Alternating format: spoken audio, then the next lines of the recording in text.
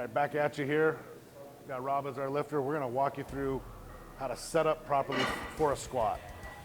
All right, I like to use a box initially when we're teaching the beginning steps on a squat. Go ahead and set up, Rob. We're gonna start with shoulder width apart. Always start with the foot. We wanna have 80% of our weight toward the heel, the 80-20 rule.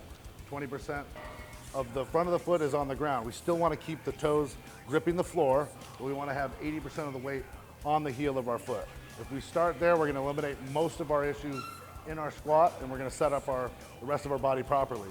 Now, as we follow this up, when we initially start our squat, because we have 80% of the weight on the back of our foot, our hips are gonna naturally start back. Just kind of do a little squat there. So go ahead, go all the way to the box and then back up. So you see, we do another rep. See how his hips automatically start back first, keeping the 80% of the weight on the heel. Working up from that, so heels first, hips second. Now we're gonna brace our core. When we get underneath the bar, we're gonna flex our spine, and then we're gonna retract our scapula. So feet, hips, core, flex the spine, retract the scapula. All right, go ahead and do that with the weight now for a rep. So before he lifts the weight off, he's taking a big deep breath of air.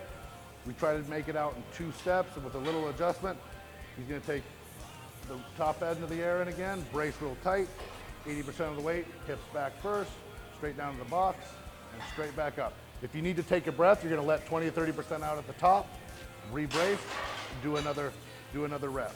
Awesome. Good. One more. Great, let's re-rack it. So you notice the entire time he was going through that motion, he had 80% of the weight on his heels. The hips were the first to initiate back into the squat.